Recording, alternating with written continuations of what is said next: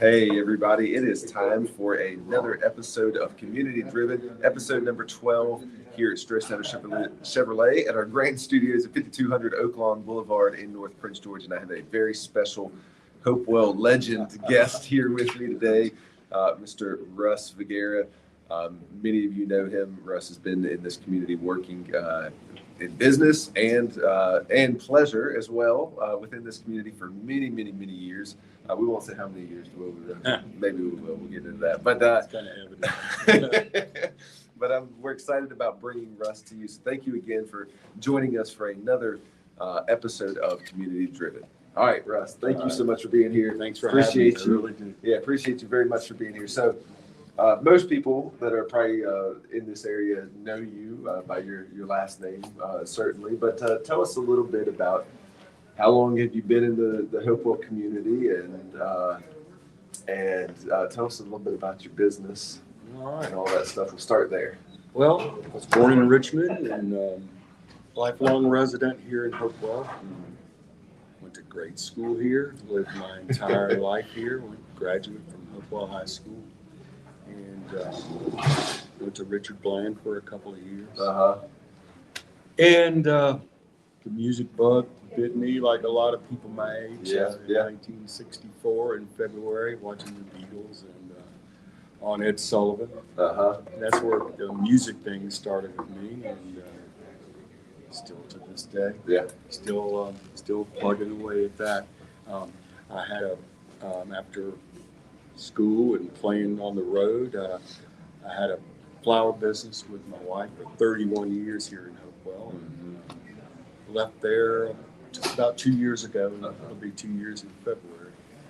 Then went to work for the Beacon and been enjoying that. It's not like going to work. It's I'm in my element, and Beacon means a lot to me. As a kid, went to movies, Battle of the Bands. I saw a hypnotist there one time. Wow. Sailor Bob, bring a can of food and get in free. And I can't tell you how many movies, but it means a lot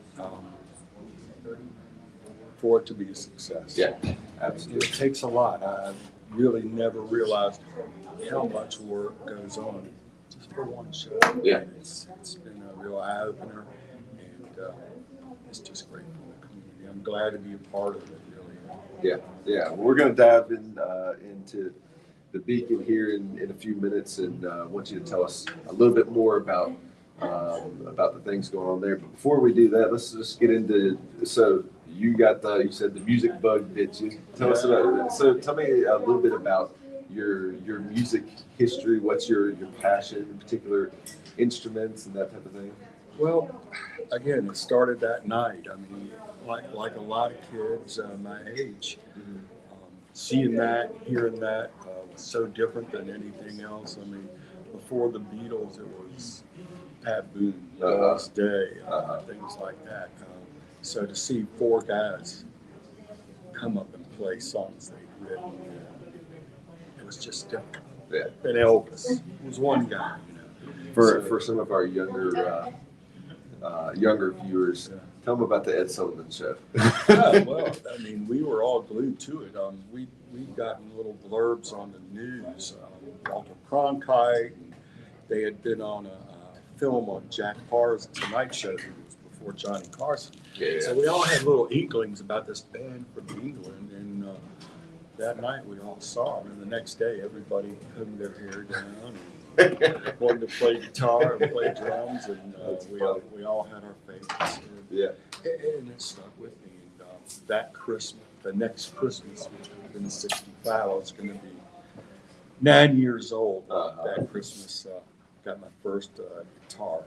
My cousin Marilyn had gotten an acoustic guitar, and I was just so envious of a guitar. I'd go over with my cousins and play her guitar and try to learn a couple of things. And so that Christmas, I got a guitar and I played for years, trying to figure it out by myself. My sisters had piano lessons, and Roz had a book, a Beatles songbook, and it had pictures of the chords.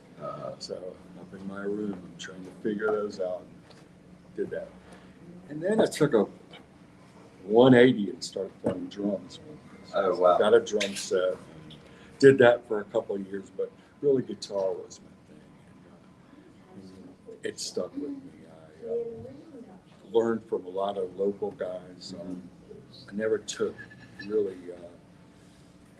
formal lessons. Yeah. Very short period I did with a guy named Darcy Scott around town. Everybody who plays guitar my age knew Darcy.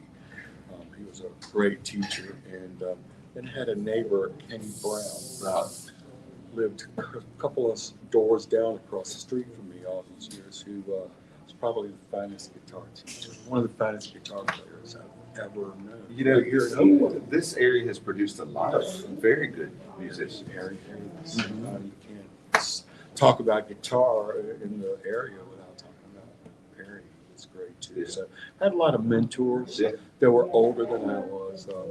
I can remember playing across the street where Elmo's Barbecue was. Oh, okay. The hotel is now. Wow. There was a room in the back called the Rebel Room, and Sundays they would have jam sessions. Uh-huh. I don't know how I got to go to one. I mean, like 11 and 12 years old, and I got to go and play a song with the older guys. Yeah. Wow. And it stuck with me. And also, where Domino's is on 15th was the S&R Steakhouse, the infamous S&R Steakhouse, where Pat Benatar was a waitress. Wow. And sang there when she I did not know that. Yeah, her husband worked. He was a Ford lady. She was a singer. She was a teller here at one of the banks in town. Wow. And worked there at night.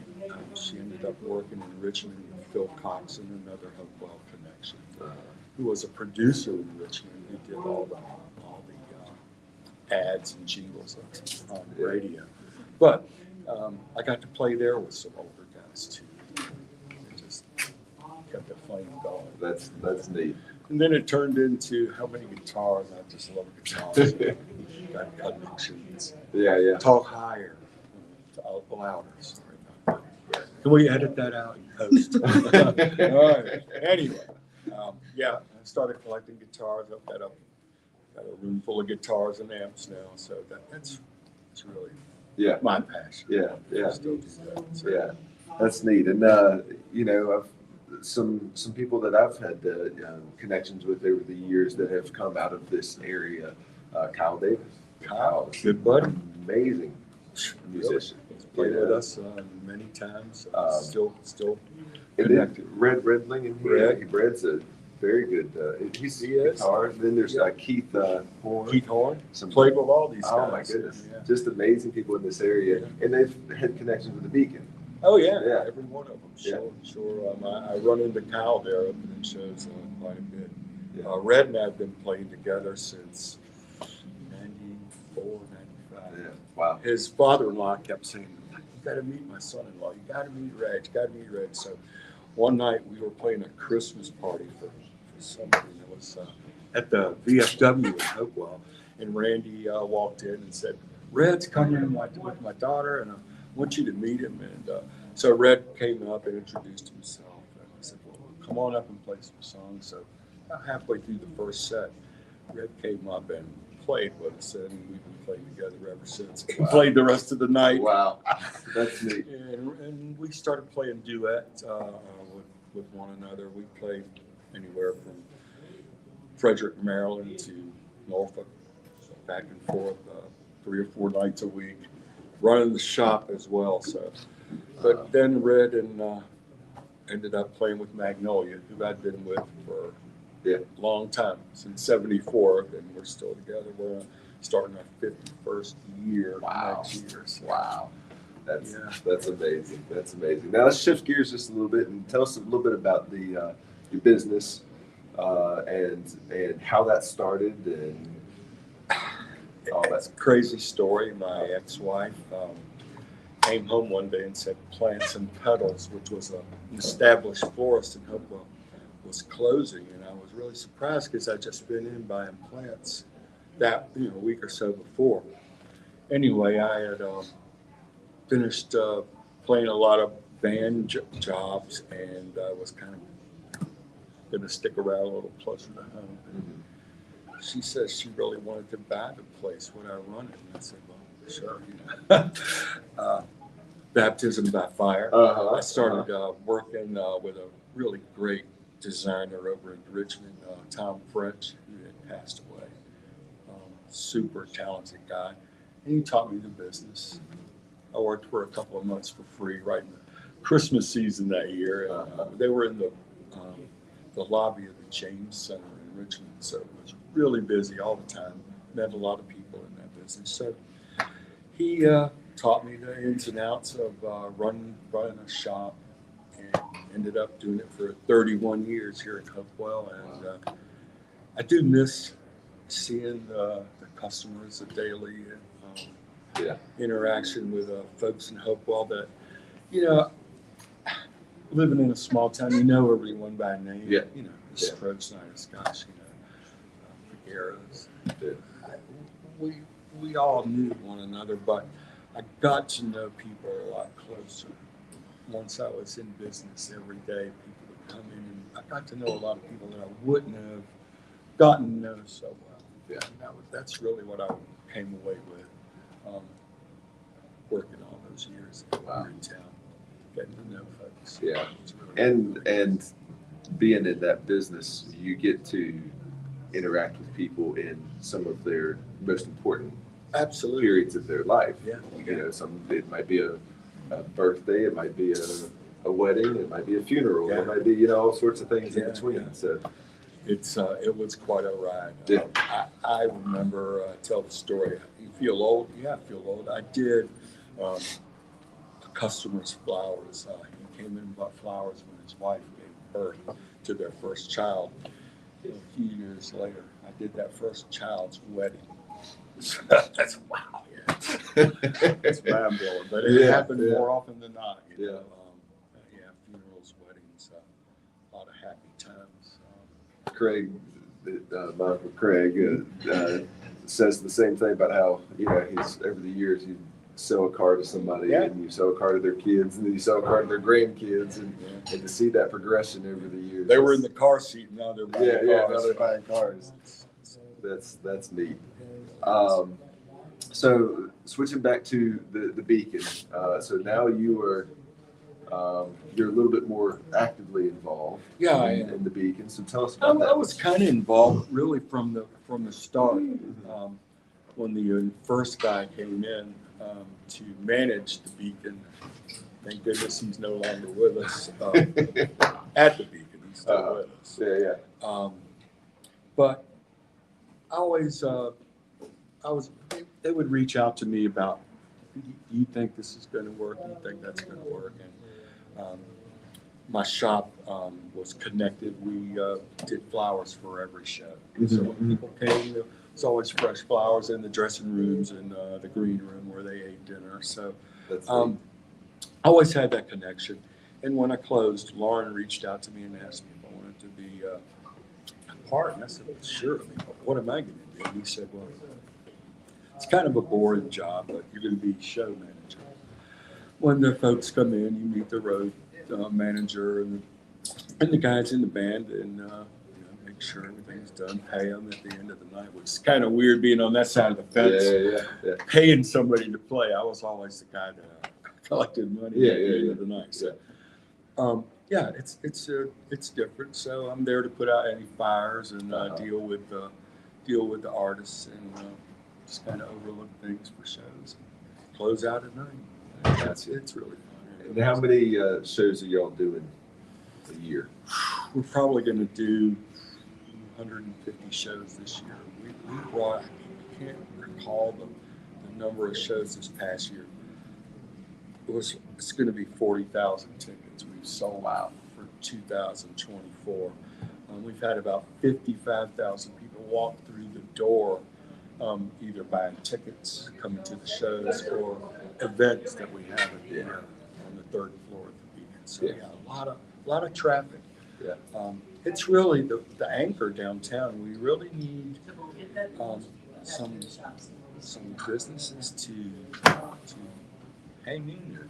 We need some restaurants. We need places to go. I mean, between the Beacon and the Boathouse, we're bringing people in. That was the goal. Yeah. Hey, this is the anchor. Beacon Theater. We're bringing people in. And it's so now we need somewhere to tell them to go when they get here. Everybody that comes to us, like so many times at the shows, people will say, "Well, afterwards, where do I go?" Or we'll get a call. Where can I go to grab a dinner and a drink before? And it's the Boathouse. And where else are you going to tell them? Mm-hmm. It's kind of backtracking a little bit before the COVID hit.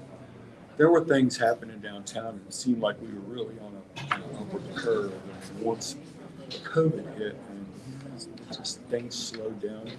And due to Lauren and Susie Willis, we are so fortunate that place is open. Oh yeah. We pulled every trigger out of our hat to keep the doors open. So many venues closed during COVID. Nationwide. Yeah. I mean, long time, well-loved music venues. We did a secret series, a secret concert series where we played to an empty auditorium and streamed it, and raised money to keep the production guys in a job, just to keep the doors open. Then as things eased up, we did a couple of shows where there were only 110 people allowed in the theater at a time. Those kind of things. And we just inched along. And thank goodness, just kept it going. Thank goodness the doors are still open, and we're still a viable venue for artists. And it's a very neat video. It's very intimate. You're close to the stage. Not a bad seat at all in the whole place. You're 83 feet. If you're sitting at the very back of the balcony, you're only 83 feet from the stage. Yeah. So it's intimate in every way. You can tell that I've been to several shows there. You can tell that it seems that the artists are they make a connection with the audience there. Absolutely, and that's something I get to talk to all these folks that have traveled the world. Yeah, and will come here and just be blown away. We love the theater. We love the staff. Everything about this place is the sound. Everything is really cool. And word gets around. We've gotten some big shows because of artists and agencies talking to one another, and we get calls. Hey, we're heading your way. We're going to have these dates. Those are the good. Those are the easy ones. We want to play there. Well, hey, let's figure out a date. So that happens. That happens as well. But it's neat. Yeah. We've had a lot of people that are almost, I don't want to say regulars, but annually they're once a year or so. Some are a little sooner than that, but we've got a lot of return acts that just want to come back. Just keep coming back. Yeah, absolutely. And I'm going to throw a little plug in for our good buddy who made sure to remind you that he was one of the ones instrumental in. Is he sitting over there? He might be sitting over there, Mr. Mike Bujakowski. Bujakowski. One of the ones instrumental in getting that back up and Very running. much so. Yeah. So I'll put a little plug in there for you. Again, we had some really devoted people, starting with Sally Bedwell and that bunch. And they were doing car washes, bake sales, and trying to raise money. And it would have taken 100 years at that point, but they got the ball rolling. Yeah. They got people interested, and that's where our band played 3 or 4 benefits just to help them raise money. And we never took a penny, and I just said, look, we'll do it. We'll do it all you want. We just want to be the first band to play when it opens. And we were. That's we awesome. opened in January of 2014. We opened for Leon Russell, huge name. Wow. And he came twice to be in. Wow. And we've done the other night for our 10th anniversary celebration, as it were. Magnolia opened the show, and it was our 30th show. Wow. Yeah. So we're happy to be a part. We've never taken a penny.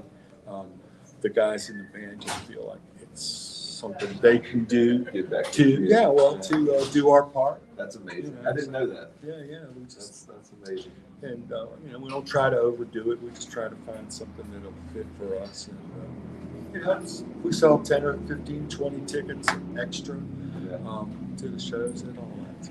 Yeah, and we're glad to be a part.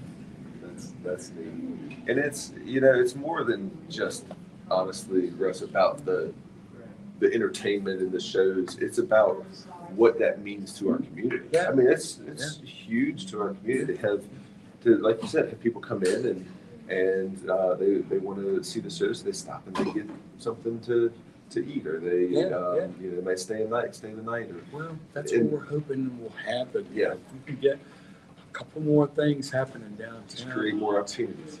For folks to spend their money. Yeah.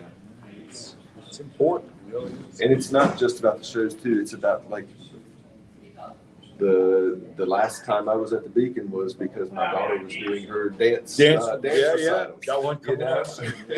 And so it's the use of that space for not just for the entertainment of bands and those types of things, but to have those kids being able to get up on stage. And, it's nothing like it. I know it's an experience that is very neat to our area. It is, and I do want to say this was another number that shocked me. We always do a zip code on shows to see how many people show where they're coming from. So we get the demographic. Over the years at the Beacon, we've done 2,700 different zip codes. Wow. That's nuts. And all 50 states except Hawaii. Wow. So we need somebody from Hawaii. So there you go. There's the challenge. We need somebody from Hawaii to show up to Hopewell, Virginia. Come on down. We need you. And I think it was like 15 countries. Wow. We've had a couple from China come for 2 shows, specifically for 2 shows at the Beacon. Wow. And that's crazy. I think one of them was an ABBA show that went. Yeah, it's pretty neat. So what are the not to leave anybody out, but the biggest names that you have been able to experience over the years, the ones maybe that left you a little bit awestruck? It's hard. The other day, about a month ago, Graham Nash played.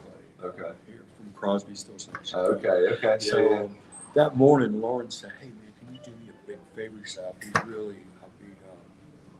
eternally grateful. I need some help." So what do you need? That's what I'm here for. You go pick Graham up at the hotel in Richmond. Sure. Yeah. So here I am riding along in my little Honda with. Should have been in a Chevy. Should have been a Chevy. Next time I'll come get a Chevy. Yeah. Anyway, we're driving back from Richmond with a guy that I've been listening to again since 1964. Yeah. He was in the Hollies. Yeah. And here I am riding through. So that was kind of neat. Dave Mason, wrote "Feeling All Right," and here I am backstage shooting the breeze with him after the show for 30 minutes, talking about everything except music. And I said, "This is ironic. I mean, it's just so crazy. Here I am talking to you, and I was learning licks off of your records at my parents' house when I was 15 years old in their basement. And now I'm shooting the breeze with you. Yeah, Rodney Crowell, guys like that. These huge names. Again, Leon Russell. Yeah. Come on. Yeah. They're huge names, and for me, just to be able to interact with them on such a casual level, really neat. Really neat cool. For me. That's cool. Yeah, we've had some big names. That's awesome. That's awesome. Yeah, there's some cool memorabilia too that's hanging up in the. It really is. Yeah. Memorabilia. Yesterday, somebody on Facebook, a friend of mine, posted. She had posted some Christmas ornaments from Hopewell, and she posted them separately. One was Academics Mariner. There's 2 or 3. One of them was the Beacon. I said, really neat. She wrote me back and said, "Russ, do you have a tree? Because if you do, I'll gift you one of these.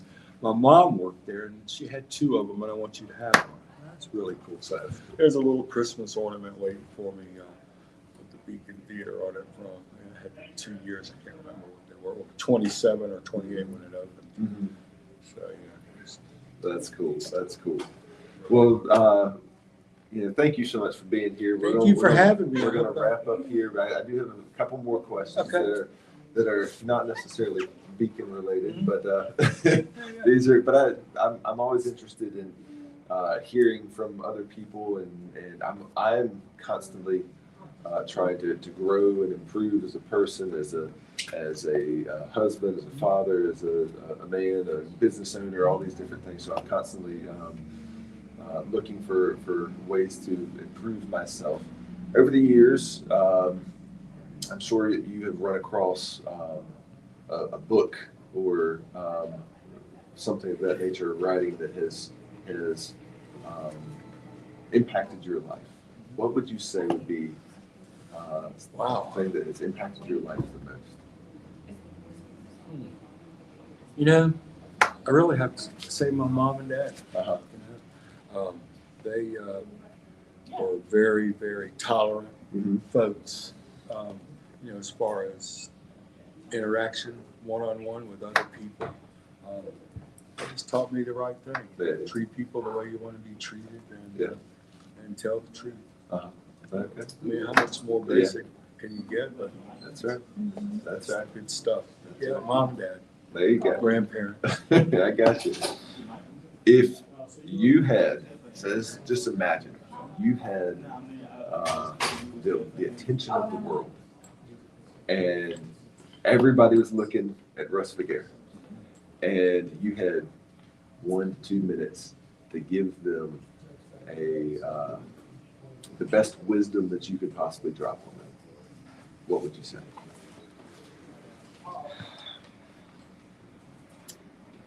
I would hope that here we are, 2024, that leaders and people on this planet would strive for living in harmony with one another in this world, rather than being divisive, being part of it. Let's live in harmony and take care of itself. Take care of a lot of problems if we thought that way. Yeah. That's the way I feel. Yeah, no, I agree. And drive a Chevy for goodness sakes. Well, that's the last question. So here's the biggest question. All-time favorite vehicle. What is Rus Vergara's all-time favorite vehicle? It's really a toss-up. 63 split window. Okay, yeah. And a XKE Jaguar. Those two two. Jaguars. Okay. Those two. I can't remember. My dad is either a 63 or 64 vet. I can't remember which one. He said it's somewhere around in there. Craig had one of the nicest ones. We had a nice talk back one day in the back area. 63 Corvette. It's just something about that split window. It's the coolest car. It is. Numero uno. See the Chevys. Well, Russ, thank you so much for being here. We really appreciate it. We do have just a little bit of a parting gift for you. Thank you. Just a little something from us to you. Yeah, swag bag. Nice. Thank you for all that you do. Everybody, please take your time to go visit the Beacon Theater. It's such an important part of not just the history, but the current part of our community. So it means so much to our community. The people that come through here, the entertainment that it brings, but not just that. I think it's the dreams of the future. Like I was talking about with my daughter being up there and being able to get on stage and being able to imagine her future, and all these other these children coming to watch these shows and imagining what they can do. It's a huge part of our community, and thank you so much, Russ, for your involvement in that and all that you've done in this community. We appreciate you. Thank you for joining us for our 12th episode of Community Driven with Strosnider Chevrolet, and we look forward to seeing you next time. Thank you so much, and we'll see you later.